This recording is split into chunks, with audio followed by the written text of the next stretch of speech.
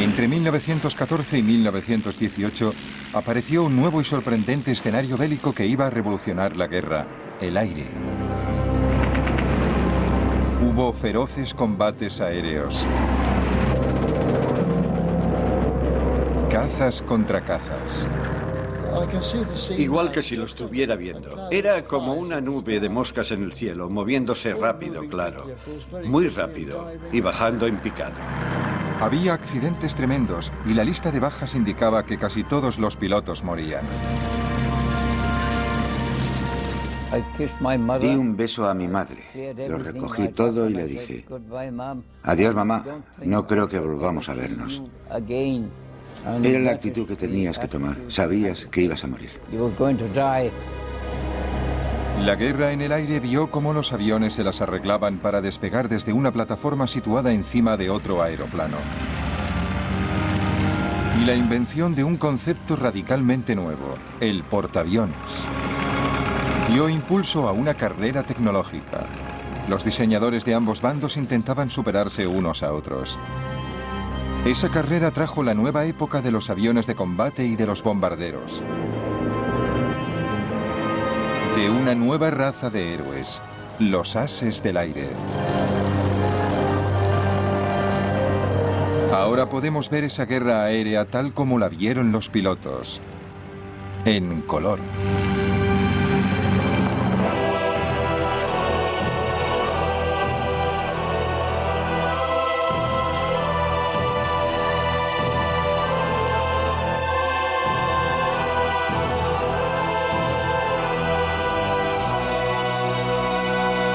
Primera Guerra Mundial en color. Sangre en el aire.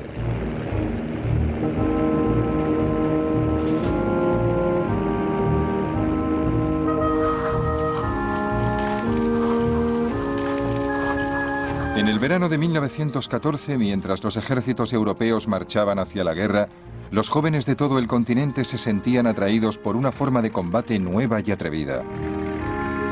En Gran Bretaña hacían cola para alistarse en lo que se llamaba el Real Cuerpo de Aviación. La edad mínima para ser un piloto en ciernes era de 17 años. El escenario principal para esos pioneros adolescentes iba a ser el frente occidental, Francia, en cuanto lograran pasar de la oficina de reclutamiento. Hasta ese momento no se nos había ocurrido que nadie más hubiera pensado en alistarse en el Real Cuerpo de Aviación. Era idea nuestra, una idea brillante y original, y a nadie más podía habérsele ocurrido. ¿Cuál fue nuestra decepción al ver la larga cola de chicos que esperaban delante de nosotros? Todas nuestras esperanzas, y eran muchas, se esfumaron. ¿Y todos esos también quieren entrar? Parece que sí. Luego el silencio y poco a poco la cola que se iba acortando, y todos mirábamos nerviosos a la cara de los que salían, intentando leer en sus ojos: ¿le habrán aceptado? ¿Me aceptarán a mí? La aviación solo tenía 11 años de existencia cuando empezó la Primera Guerra Mundial. Imagínate, para un chico de 18 o 19 años, al ver esas máquinas, eran los Ferrari de la época, eran los Harrier de la época.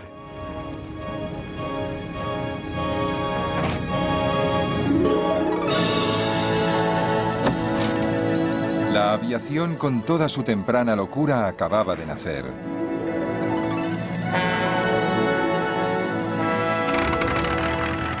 En 1903, los hermanos Wright realizaron el primer vuelo a motor con un Kitty Hawk en Carolina del Norte.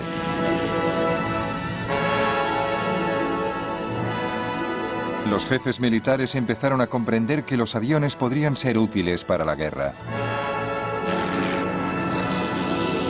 En 1909, el francés Louis Blériot cruzó 30 kilómetros de mar, el Canal de la Manga. Cuando miraba hacia abajo veía el mundo como nadie lo había visto jamás.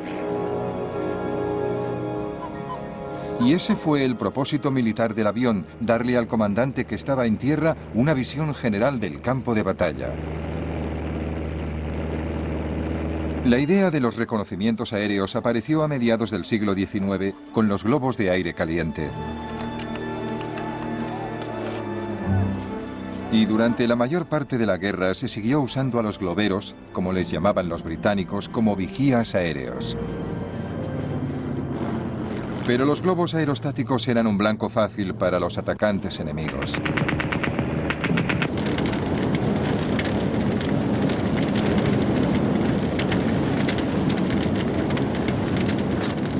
Para mayor seguridad, desde 1916 se permitió a los tripulantes de globos usar el paracaídas plegable que se había presentado en Norteamérica por primera vez hacía 30 años. Durante la Primera Guerra Mundial, a los pilotos aliados no se les permitió llevar paracaídas porque sus comandantes creían que eso podía animarles a abandonar el avión innecesariamente. Los paracaidistas fueron la clave de una nueva forma de defensa aerostática. Cuando el globero localizaba un avión enemigo, saltaba rápidamente en paracaídas. Luego, la tripulación intentaba recoger el globo antes de que se incendiara. No era una solución muy satisfactoria y los aviones más pequeños y más rápidos terminarían siendo claves para reconocimientos aéreos y usarían cámaras fotográficas para espiar en territorio enemigo. Si retratas algo, ves cosas que un observador corriente no puede ver, porque te llevas la película a casa, la revelas, la amplías, creas una imagen muy detallada y miras. Puedes ver nidos de ametralladoras, puedes ver rutas, puedes ver puestos de mando. Además de tomar fotografías, los pilotos podían transmitir por radio lo que veían al control de tierra. La única manera que tenía el enemigo de evitar que la información se filtrara o que el piloto volviera a la base con sus valiosas fotografías era abatirle. Pero en esas primeras épocas era difícil. Uno de los mayores problemas iniciales para que las armas fueran eficaces contra los aviones, ya fueran bombas, ametralladoras o cualquier otra cosa, era la cuestión del peso. Eran aviones primitivos, muy ligeros, con motores muy poco potentes. Apenas podían cargar con el piloto. Los pilotos se enfrentaban con otro obstáculo a la hora de disparar. El propulsor delantero estorbaba. La primera solución llegó en abril de 1915 de la mano del piloto francés Roland Garros. Puso cuñas de acero en las hélices propulsoras, así las balas de las ametralladoras simplemente rebotaban. Claro, no es una solución ideal, sobre todo por el peso añadido de la armadura para resistir el fuego de la ametralladora, y también porque desviaba 1 de cada 10 balas, y algunas incluso podían rebotar y dar en tu propio avión. A pesar de los peligros, Roland Garros abatió 5 aviones alemanes en 2 semanas. Sus pilotos no sabían de dónde venía el fuego, pero entonces Roland Garros se vio obligado a aterrizar en territorio alemán.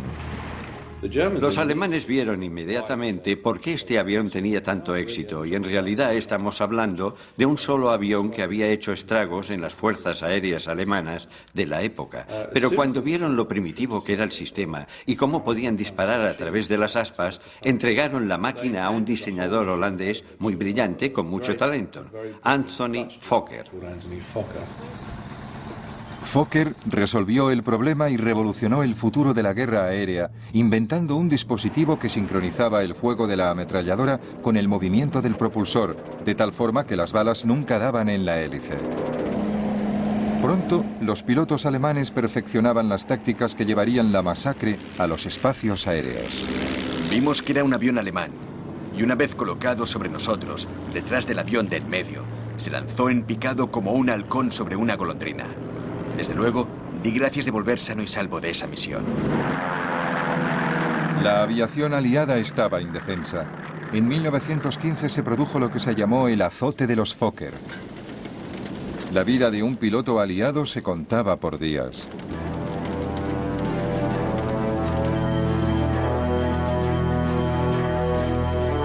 El azote de los Fokker de 1915 estaba acabando con los pilotos franceses y británicos. Pero el ejército necesitaba con desesperación tener ojos en el aire. Cada día llegaban reemplazos a Francia recién salidos de la escuela de vuelo. Cuando llegué a Francia a pilotar un avión de combate, no había volado jamás con el tipo de avión que tenía que cruzar las líneas al día siguiente. Y mucho menos había recibido instrucciones. Algunos salían con apenas 5 horas de entrenamiento. Los 2 chicos con los que crucé el canal y estuve hablando en el barco habían muerto antes de que yo llegara a cruzar las líneas. Están matando a gente cada día. Mi mejor amigo estaba ahí una noche y al día siguiente, en la comida, ya no estaba. Era algo constante. Nunca tenías a nadie a tu lado. Nadie que se alegrara contigo. Nadie que se preocupara de ti si te herían. Estabas solo. Luchabas solo y morías solo. En algunos casos, los pilotos llegaban por la mañana como reemplazos y morían por la tarde sin tener tiempo ni de deshacer su petate. El comandante en jefe del Cuerpo de Aviación Real, Hugh Trenchard, ordenaba que se enviaran nuevos pilotos cada día para ocupar el lugar de los muertos a la hora de la cena. Si los pilotos no ven lugares vacíos alrededor, tienden a pensar menos en el destino de los amigos que se han ido para siempre. Están entretenidos invitando a beber a los recién llegados y haciéndoles sentir a gusto. 1915 fue un desastre continuo para los pilotos aliados. El azote de los Fokker duró 9 meses, y durante esos meses en el frente, la esperanza de vida media de un piloto británico era de solo 11 días. Esperabas que te mataran en cualquier momento. Nunca pensabas en la vida en absoluto. Solamente cumplías con tu deber. La moral estaba muy baja y se oían muchas protestas por lo inadecuado de nuestros propios aviones. Hugh Trenchard sabía que las bajas eran inevitables y que la guerra aérea, en lo que se refiere a los costes en vidas humanas, a las grandes pérdidas que había que sufrir antes de alcanzar la victoria, era igual que la guerra de trincheras. En el verano de 1916, los aliados habían recuperado el terreno en la carrera tecnológica. Sus aviones también contaban con ametralladoras delanteras y aparecieron nuevos modelos más rápidos, más ligeros y más ágiles. El Real Cuerpo de Aviación había doblado sus fuerzas de 12 a 27 escuadrones. El azote de los Fokker llegó a su fin.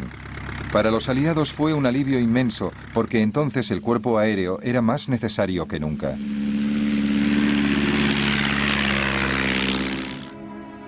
El punto muerto en la guerra de trincheras duraba ya casi 2 años. Tanto los comandantes aliados como los alemanes buscaban con desesperación la forma de romperlo. En febrero, los alemanes habían lanzado una ofensiva masiva en Verdún y los franceses resistían a la desesperada. Para aliviar la presión, el ejército británico planeó su ataque al Somme en julio.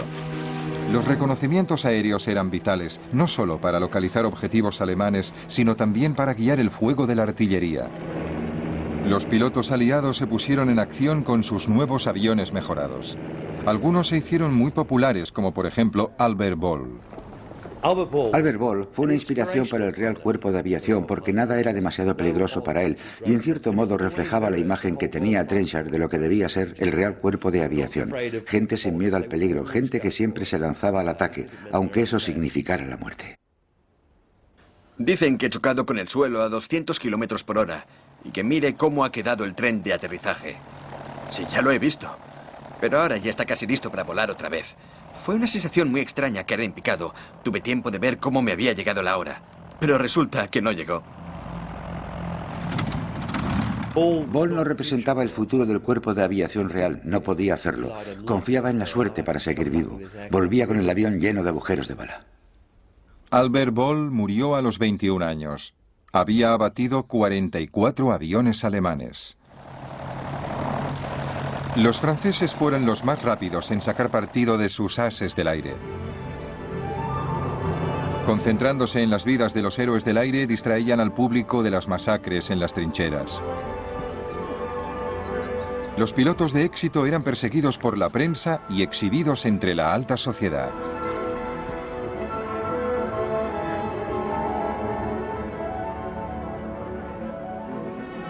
Los alemanes también se dieron prisa en ensalzar a sus ases del aire.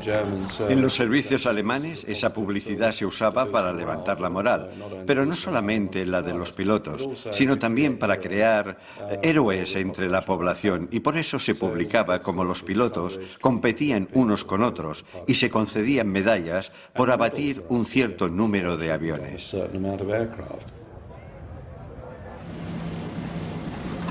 El as del aire alemán más popular era Manfred von Richthofen, el Barón Rojo. Richthofen abatió 80 aviones enemigos, más que cualquier otro piloto en la guerra. Soy un cazador. Cuando he abatido a un inglés, mi pasión por la caza queda satisfecha, por lo menos durante un cuarto de hora. Von Richthofen se convirtió en el ídolo de una visión romántica de la guerra aérea. Caballeros con brillantes armaduras voladoras enfrentándose en combate singular.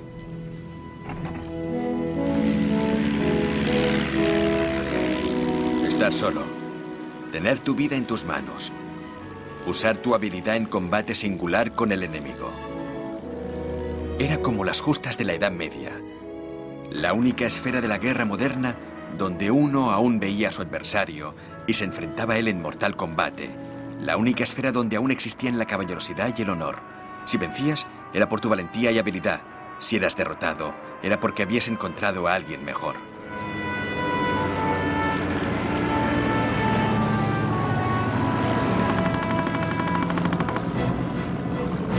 Pero mamá, no se pueden imponer desde la simple tierra las normas para la gente que patrulla por el aire. Allí eres alguien distinto. Yo diría que no eres un hombre. Yo por lo menos no lo soy.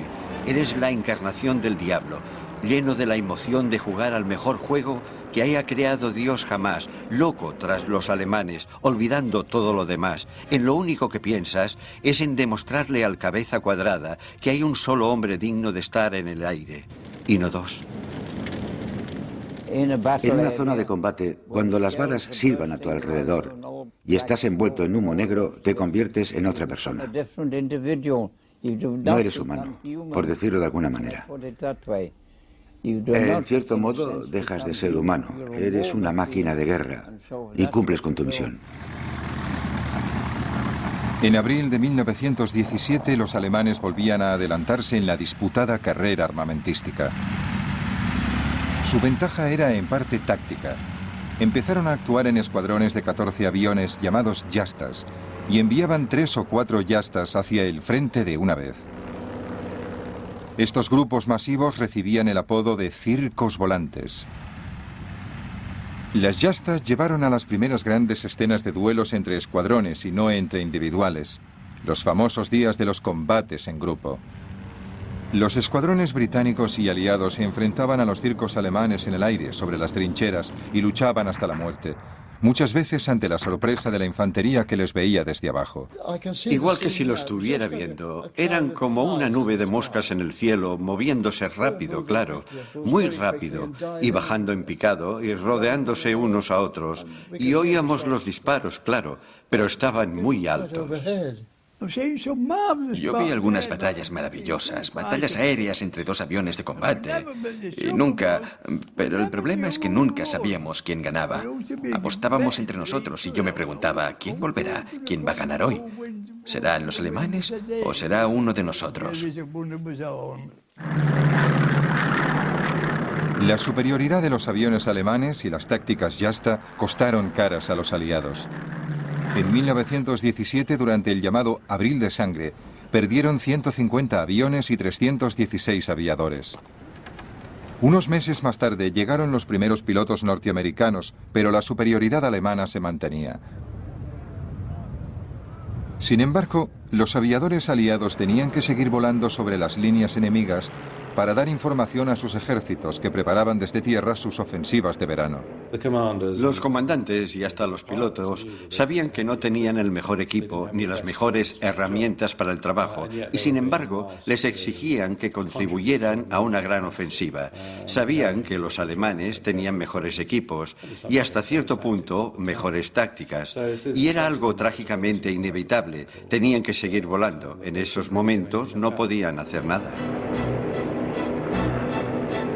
Esta mañana nos hemos enfrentado con una nueva gama de Fokkers y desde luego son muy buenos. El piloto se ha quedado quieto y me ha bañado de plomo como con una manguera. Lo único que podía hacer yo es fijarme en su localizador y darle al timón de lado para desviarle la puntería.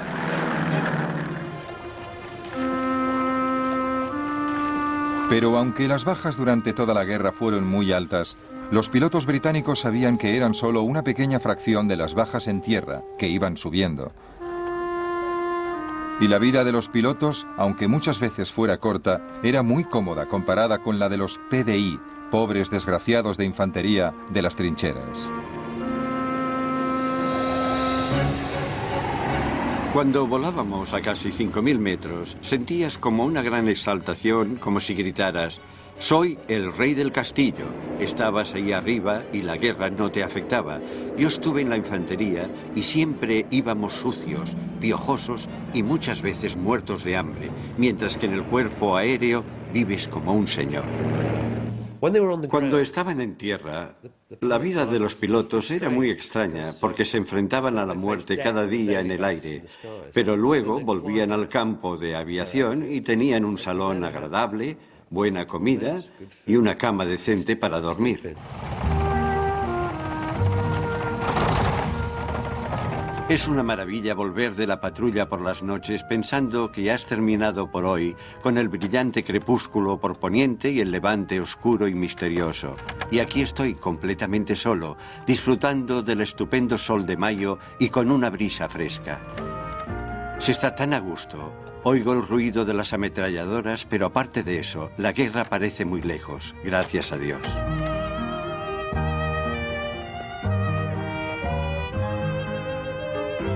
Hemos puesto un entoldado y comemos al aire libre, en un bosque.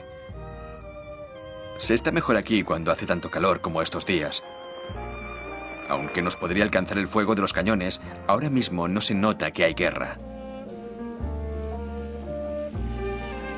Estoy sentado en un bosque a la sombra y lo único que se oye son las ametralladoras que disparan a lo lejos y el gramófono del salón.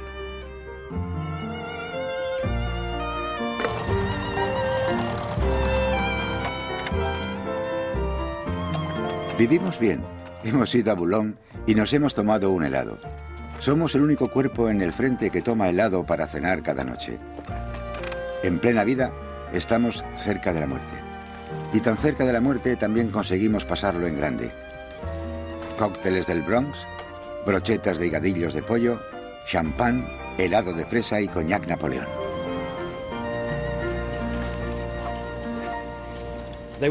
Más que nada eran chicos normales que podían morir en cualquier momento y vivían la vida intensamente. Muchos de ellos sufrían de los nervios a medida que pasaba el tiempo y veían que se acercaba la muerte. Este verano ha hecho un calor tremendo y teníamos que volar muchas horas. Todo eso afectaba a los nervios de los que tenían que volar. Recuerdo que mi compañero de cuarto pensaba lo mismo y los dos nos quedábamos despiertos a oscuras pensando en la patrulla del amanecer al día siguiente.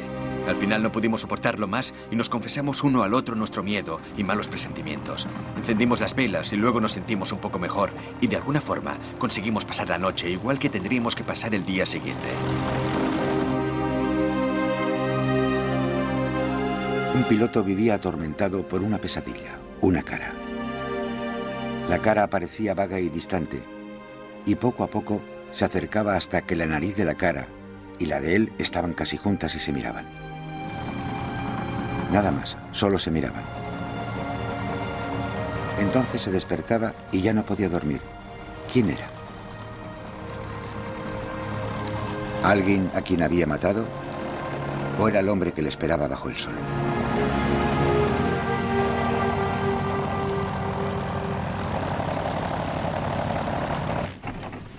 Ni siquiera el varón rojo, que parecía invencible, era inmune a la muerte, aunque no le afectara el miedo. La muerte era una perspectiva casi agradable, por lo visto. Una muerte gloriosa, luchando y volando hasta la última gota de sangre, la última gota de combustible, el último latido del corazón y el último rugido del motor. Una muerte de caballero andante a la salud de sus colegas, amigos y enemigos. Irónicamente, el Barón Rojo, as del aire por excelencia, no fue abatido por un avión aliado, sino por un cañón desde el suelo. Mientras él dominaba el aire sobre la tierra, tenía lugar otra guerra aérea aún más extraordinaria sobre el mar. Al principio de la guerra, los alemanes llevaban ventaja. Sus cepelines les permitían atravesar todo el Mar del Norte. Los británicos contraatacaron con su propia nave, el Vigía submarino. Podía volar a casi 80 kilómetros por hora y, como el Zeppelin, se usaba principalmente para misiones de reconocimiento. Gran Bretaña sufría los ataques de los submarinos. Había que localizarlos. A principios de 1915 se pidieron voluntarios a la Marina para formar un nuevo cuerpo aeronaval. Llegó un mensaje a todos los barcos y cruceros de combate de la flota diciendo que cada capitán tenía que recomendar a un joven oficial de unos 18, 19, 20 años para un servicio especial. Cuando llegamos al almirantazgo, nos acompañaron al despacho del primer almirante del mar, Lord Fisher, que nos recibió diciendo: caballeros, ustedes van a volar y dentro de un año seguramente estarán muertos o puede que consigan la Cruz de la Reina Victoria. Pero se les ha seleccionado para iniciar un nuevo servicio aéreo que contrarrestará la amenaza de los submarinos que sufrimos en esta guerra. Si no quieren volar, vengan a decírmelo antes de 48 horas. Pocos dudaron en alistarse para volar muy alto. Pilotar un avión en un día hermoso era un auténtico placer. Sentías que el cielo era todo tuyo. Podías ir donde quisieras dentro del alcance del barco. Volar a la altura que quisieras, a la velocidad que quisieras.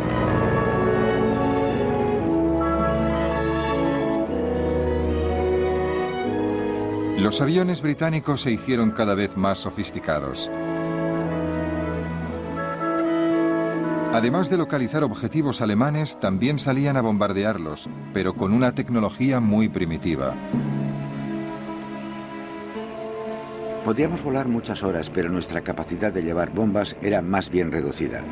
Llevábamos bombas pequeñas que iban más o menos sueltas rodando por el suelo. Al fin las colgábamos de lado con trozos de cuerda y llevábamos navajas para cortar las cuerdas y soltar la bomba.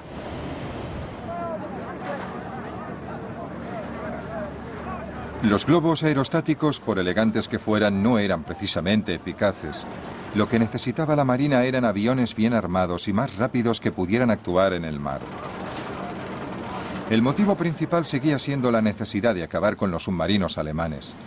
En 1915 Alemania había declarado la guerra submarina sin restricciones y atacaba sin previo aviso a cualquier barco mercante que se dirigiera hacia Gran Bretaña. Ya habían hundido cientos de barcos. Una grave amenaza para Gran Bretaña que dependía del comercio para sobrevivir. Aunque los submarinos atacaban desde debajo del agua, tenía que pasar la mayor parte del tiempo en la superficie. La mejor manera de localizarlos era con aviones, que también podían servir para hundirlos. Pero para conseguir que esos aviones primitivos y de poco alcance cubrieran grandes extensiones de océano, había que superar una serie de grandes retos tecnológicos. La mayor contribución del servicio aéreo de la Armada Real fue ser pionera en el uso de aviones en el mar. Al principio de la guerra, los aviones eran hidroaviones. Esos aviones llevaban flotadores de madera atados a las ruedas para poder despegar y aterrizar sobre el agua. Pero levantar esos hidroaviones en el aire era un trabajo muy pesado. Para colocar el hidroavión en la superficie del mar, había que detener el barco y usar una grúa para depositarlo en el agua. Era un sistema complicado, una pérdida de tiempo y de energías. Para despegar de la superficie del mar se gastaba mucho combustible. Los flotadores eran pesados y reducían mucho la velocidad del avión. Y luego, para volver a subir el avión a bordo, había que repetirlo todo a la inversa. Aterrizar con el avión en el mar, detener el barco y levantar el avión hasta cubierta. Era una imagen sorprendente.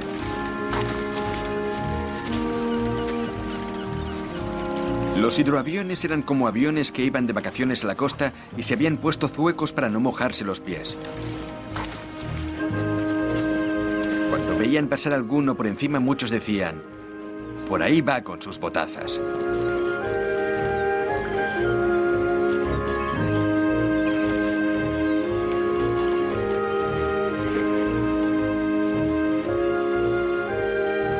Todas las naciones en guerra se desesperaban buscando la forma de trasladar los aviones.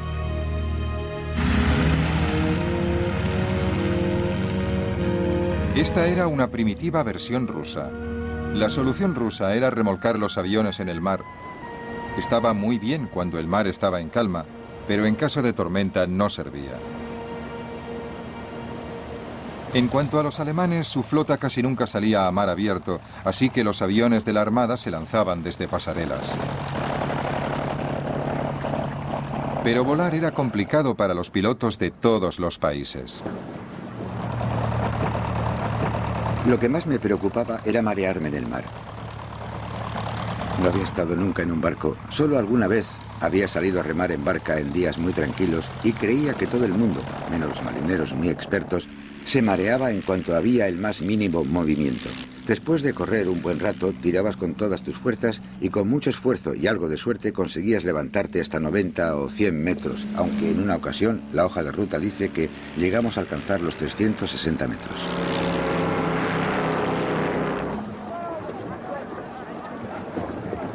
El primer avión marino británico producido en grandes series fue el Short.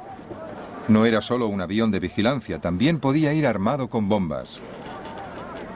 Eso añadía peso y los pilotos no siempre conseguían despegar. El mar estaba tan calmado como una balsa de aceite. ¿Pero os creéis que la máquina despegó? Y un pimiento. Estuve 20 minutos luchando sobre la superficie como un pato herido, hasta que el agua del radiador empezó a hervir y la carlinga se puso como una sauna. Esos aviones primitivos no podían despegar a no ser que el mar estuviera muy tranquilo. Solo podían despegar y ser repescados cuando el mar estaba absolutamente llano. Y claro, eso en el Mar del Norte pasa muy pocas veces. Otra respuesta a la amenaza de los submarinos fue construir aviones con un alcance mucho más largo, que podían despegar desde un puerto tranquilo, y así nació el barco volador. En 1917 un barco volador hundió su primer submarino, pero sus pilotos no tenían apoyo.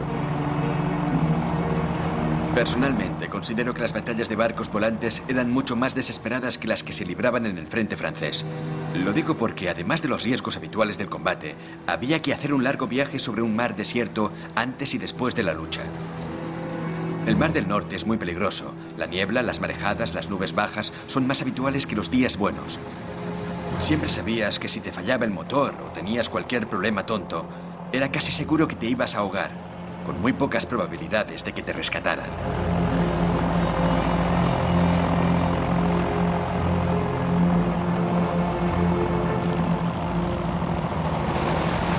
La mejor solución era construir aviones capaces de despegar y aterrizar en un barco. Entonces se iniciaron unos experimentos extraordinarios con los Sopwith Pup. Cuando el piloto tenía que despegar, se montaba rápidamente una plataforma con planchas desde la torreta hasta los cañones de popa. Con los cañones inclinados de cierta manera, la pendiente de la plataforma era suave y descendente. Así, el avión tenía un recorrido de 25 o 30 metros.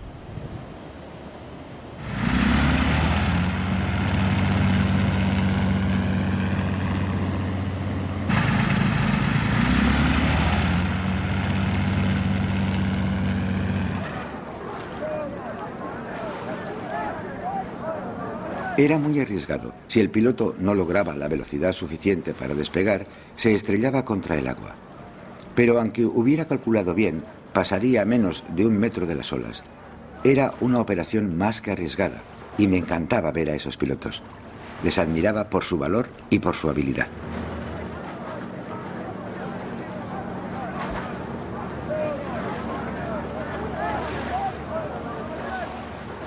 El Servicio Aéreo de la Armada Real tuvo la suerte de contar con muchos innovadores, gente que tenía una curiosidad insaciable por ver lo que se podía hacer con un avión. Y esos experimentos llevaron al Servicio Aéreo de la Armada Real a volar en un reino completamente distinto. El resultado inevitable de esos experimentos fue el desarrollo del portaaviones. En agosto de 1917, un Sopwith Pup consiguió aterrizar con éxito en la cubierta del HMS Furious, un crucero que había sido reformado para convertirse en el primer portaaviones británico. Lo primero que tuvimos que hacer es aprender a despegar del puente frontal y aterrizar de nuevo. Recuerdo que el capitán decía, es lo mismo que si os pusierais una pistola en la cabeza. Tenéis que sincronizar la velocidad del barco con la velocidad del avión, y es muy difícil.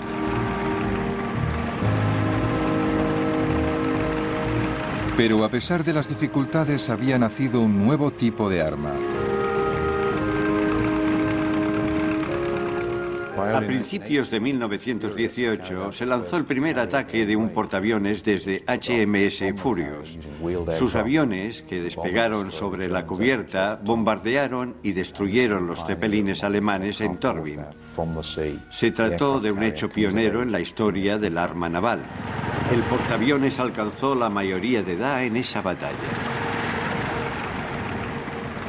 Y al mismo tiempo, en tierra se había conseguido otro avance tecnológico: el nacimiento del bombardero.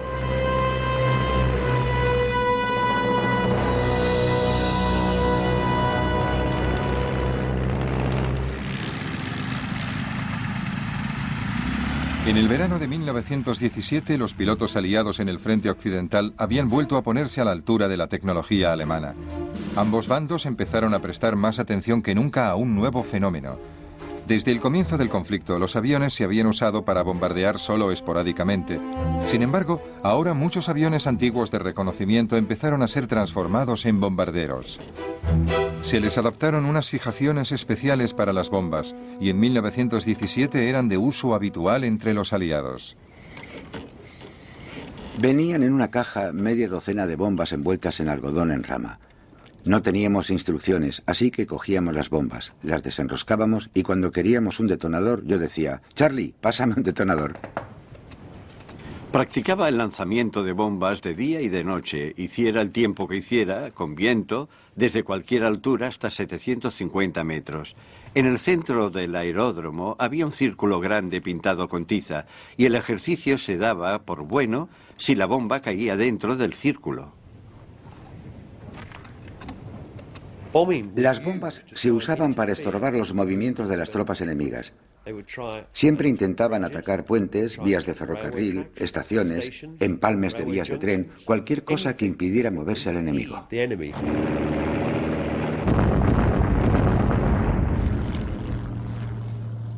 Los bombarderos volaban bajo para soltar su carga, y el fuego antiaéreo era cada vez más intenso. Los británicos lo llamaban Archie.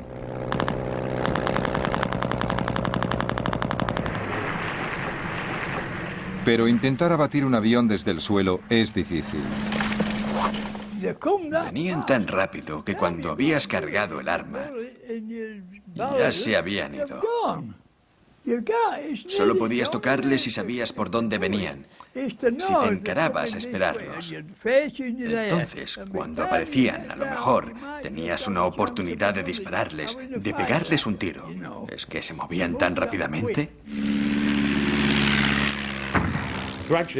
Cada vez había más y más artillería antiaérea, pero no abatían muchos aviones. Era más bien un intento disuasorio, y es un buen indicador de la valentía de un piloto porque se reían de Archie. Bueno, primero tenían miedo, luego se reían y luego, cuando les fallaba el valor, empezaban a obsesionarse y a preocuparse de que ese día la nube de humo junto al avión les diera de lleno. No sé cuánto van a resistir mis nervios este bombardeo casi diario de Archie. Me he dado cuenta de que algunos están perdiendo los nervios poco a poco. Hoy Archibald nos ha dado un buen rapapolvo y algunas balas han pasado demasiado cerca y oía los trozos de metralla que pasaban silbando y tienen que pasar muy cerca para que puedas oír el silbido de la metralla por encima del motor del avión. La carrera de armas aéreas de la Primera Guerra Mundial dio un giro nuevo y devastador a la industria del armamento. Por primera vez, los civiles se convirtieron en objetivos. Los alemanes llevaron a cabo el primer bombardeo a civiles en enero de 1915 en la costa de Norfolk. Su bombardero era un Zeppelin. En mayo de 1915 los cepelines bombardearon Londres. 7 civiles resultaron muertos. Dijimos, mira eso. Era una cosa larga y negra con forma de puro que se acercaba muy despacio. Abracé a mi madre y la verdad, no sé lo que sentimos. La gente empezó a prepararse para los ataques de los cepelines. Contaban que un comerciante en vinos alquilaba una de sus bodegas y mucha gente que conocíamos acondicionaba el sótano y dormían allí con los abrigos y las bolsas con las cosas de valor al lado. Al principio, los ataques de los cepelines contra Gran Bretaña tuvieron un gran efecto psicológico porque desde la época medieval siempre se ha visto Gran Bretaña como una isla fortaleza segura. Nadie podía tocarnos mientras conserváramos el dominio de los mares. En comparación con los bombardeos posteriores de la Segunda Guerra Mundial, no mataron a tanta gente. Fue la novedad de sentirse repentinamente amenazados desde el aire lo que provocó más pánico del que se podía esperar, dadas las estadísticas. Los cepelines eran lentos y vulnerables, y los alemanes desarrollaron un nuevo bombardero de largo alcance, el Gotha. En el verano de 1917, escuadrones de Gothas salieron de Ostende, en Bélgica, para atacar Inglaterra. Pude distinguir muchos aviones enormes en formación volando hacia el este. Me lancé en picado sobre el último y le solté todo un cargador a poca distancia. Tuve la satisfacción de ver cómo las balas le daban en todo el fuselaje y las alas, pero aparte de hacerle bajar un poco el morro, no tuvieron el efecto que deseaba. Me llevé una gran decepción. Qué insolentes eran los malditos cabezas cuadradas, paseándose por el cielo de Inglaterra como si fueran los dueños. Me volvía ciego de rabia pensando que los germanos irían a bombardear Londres y que encima se irían tan tranquilos, o casi. Los alemanes volaban adrede sobre Londres en esos bombarderos pintados de blanco en pleno día para demostrar que podían hacerlo y que eran invulnerables para los aviones de combate británicos. Eso tuvo un impacto inicial significativo, como los cepelines. También crearon mucho pánico al principio por la novedad de los bombardeos.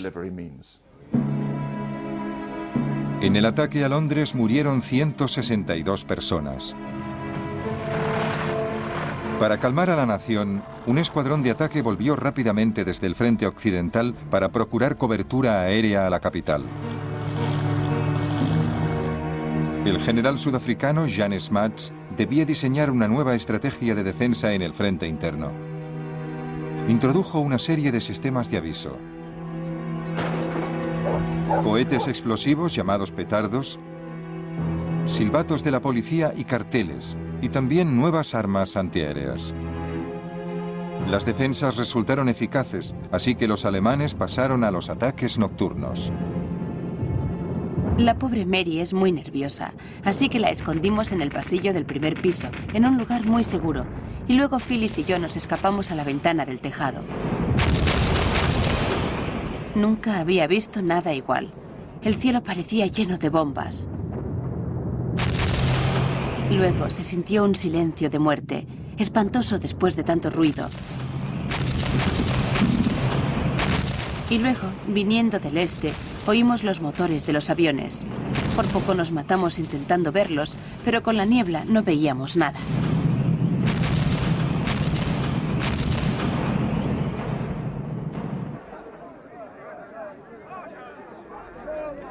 Incluso por las noches, las defensas antiaéreas británicas resultaron tan eficaces que los alemanes terminaron abandonando los ataques con bombarderos.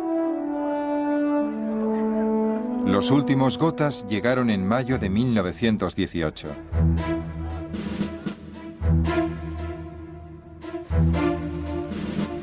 Los británicos también habían desarrollado sus propios bombarderos como el Handley Page, que tenía autonomía para atacar objetivos en Alemania.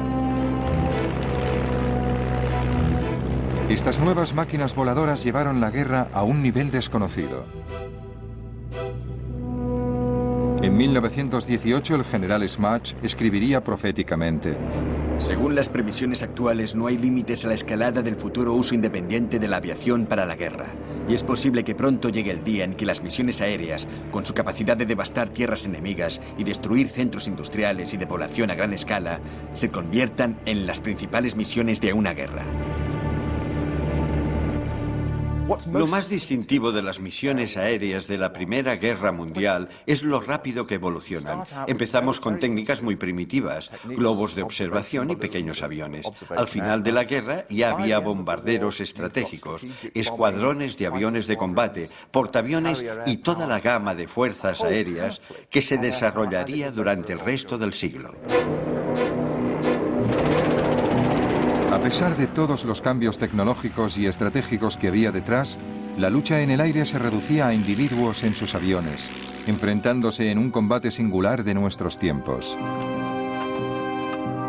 El coste para ellos fue muy alto. Es posible que murieran miles de pilotos, y no millones, como en las trincheras, pero sus posibilidades de sobrevivir también eran muy pocas.